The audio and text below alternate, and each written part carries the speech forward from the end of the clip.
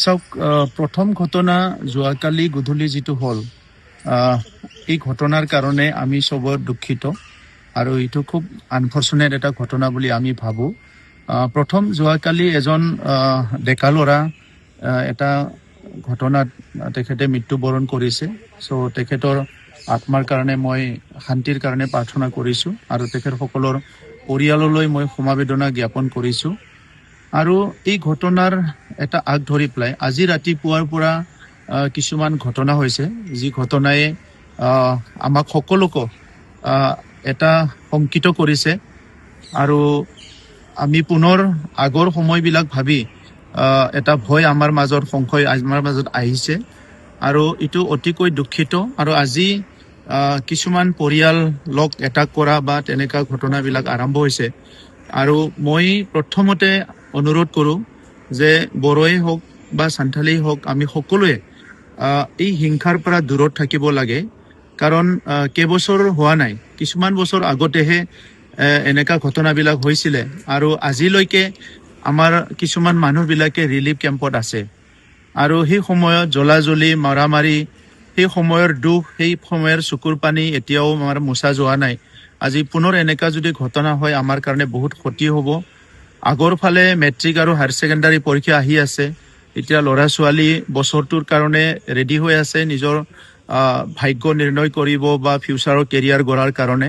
এই পৰিৱেশে আমাৰ ল'ৰা ছোৱালীকো ক্ষতি কৰিব আৰু সেইকাৰণে মই প্ৰশাসনক অনুৰোধ কৰোঁ, প্ৰশাসনে কাম কৰি আছে, কিন্তু মই আৰু অনুৰোধ কৰোঁ যে ইয়াতকৈ আৰু কঠোৰভাৱে যাতে এই পৰিৱেশটো নিয়ন্ত্ৰণ কৰে আৰু যিমান আৰক্ষী বা অৰ্ধসামৰিক বাহিনী বা সামৰিক বাহিনী মোতায়েন কৰিব লাগে মোতায়েন কৰি পেলাই আমাৰ বড়ো অঞ্চলেই হওক বা আদিবাসী সান্থালী অঞ্চলেই হওক, এইবিলাকক ছিকিউৰিটি নিৰাপত্তাটো প্ৰদান কৰি পেলাই শান্তিটো যাতে সদায় চিৰযুগমীয়া কৰিব পাৰে, ইয়াত যাতে অশান্তি বিৰাজ নকৰে, ইয়াৰ কাৰণে কাম কৰিবলৈ মই অনুৰোধ কৰিছোঁ।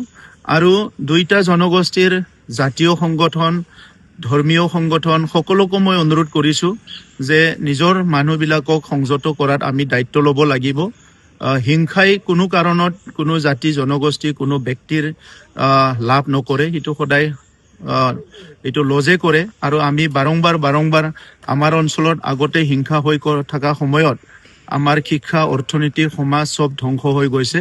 তো সেইকাৰণে এতিয়া কোনো কাৰণত যাতে এই হিংসাটো আমাৰ মাজত চলিব নোৱাৰে, ইয়াৰ কাৰণে আমি ধৈৰ্য ধৰিব লাগিব আৰু চবে দায়িত্ব ল'ব লাগিব। যিসকলে আজি আৰু যোৱাকালি এই ঘটনাত বিভিন্ন বলি হ'ব লগা হ'ল বা তেখেতসকলৰ শাৰীৰিকভাৱে যিখিনি জখম হ'ল, সেইসকলে সোনকালে সুস্থ হৈ ইয়াৰ কাৰণে ভগৱানৰ ওচৰত প্ৰাৰ্থনা কৰিছোঁ। আৰু অসমৰ প্ৰশাসন যন্ত্ৰক, প্ৰশাসনৰ দায়িত্বত থকা মই DGPৰ পৰা আদি কৰি সকলোকে অনুৰোধ কৰিছোঁ, তেখেতসকলে যিখিনি কাম কৰি আছে ইয়াতকৈ আৰু স্পীডত আৰু বেছিকৈ ফ'ৰ্চ মোতায়েন কৰি যাতে এইটো নিয়ন্ত্ৰণ কৰিব পাৰে ল' এণ্ড অৰ্ডাৰ চিটুৱেশ্যনটো। আৰু আইনগতভাৱে যিসকলে ভুল তেখেতসকলক শাস্তি দিব লাগে, ইয়াত যাতে কোনো হেমাহি নকৰে, শাস্তিটো দিবই লাগিব আৰু ল' এণ্ড অৰ্ডাৰটো নিয়ন্ত্ৰণ কৰিব লাগিব। মই বুজি পোৱা নাই কথাটো, আমাৰ BTCৰ চিফ মহোদয়ে তৃতীয় পক্ষৰ কথা কৈছে যে যোৱাকালিৰ ইনচিডেণ্টটো সকলো জানে যে এইটো কেনেকৈ হ'ল, ক'ত হৈছে, আমি সকলো শুনিছোঁ, প্ৰশাসনৰ পৰাও শুনিছোঁ, বিভিন্নজনৰ পৰা শুনিছোঁ। চ' তাত তৃতীয় পক্ষ আহি পেলাই কেনেকৈ কাম কৰিব পাৰিছে সেইটোতো মই বুজি পোৱা নাই। তেখেতে কি তৃতীয় পক্ষ দেখা পাইছে বা কোন আছে সেইটোতো ডাইৰেক্ট একশ্যন লোৱাৰ কাৰণে পুলিচ প্ৰশাসনত জনাব লাগে। আৰু কোনো এজনে দায়িত্বশীল ব্যক্তিবিলাকে গা এৰা মনোভাৱ দি বা কাকবা বেলেগক ব্লেমটো দি পেলাই সাৰিব বিচাৰিব নালাগে, সকলো দায়িত্ব লৈ। কাৰণ আমাৰ অঞ্চলত এটা ঘটনা হৈছে, আমাৰ মা দেউতাই কষ্ট পাব, আমাৰ বাইদেউ ভনীয়ে কষ্ট পাব, আমাৰ শিশুবিলাকে কষ্ট পাব। চ' এই পৰিৱেশটো আমি সকলো লগ লাগি নিয়ন্ত্ৰণ কৰিব লাগে। আগৰ সময়তো মই বহুত নেতাসকলক দেখিছোঁ যে এজনে আনজনক দোষ জাপি দিব বিচাৰে, তৃতীয় পক্ষৰ কথা কৈ পেলাই নিজকে দায়িত্ব সাৰিব বিচাৰে। এইবিলাক ভাল কথা নহয়। আমাক হিংসা নালাগে, আমাক শান্তি লাগে। আৰু নিৰ্বাচনটো মই ক'ব বিচৰা নাই, নিৰ্বাচন আহি আছে, এইটোতো এটা প্ৰক্ৰিয়া, এইটো আহিব যাব।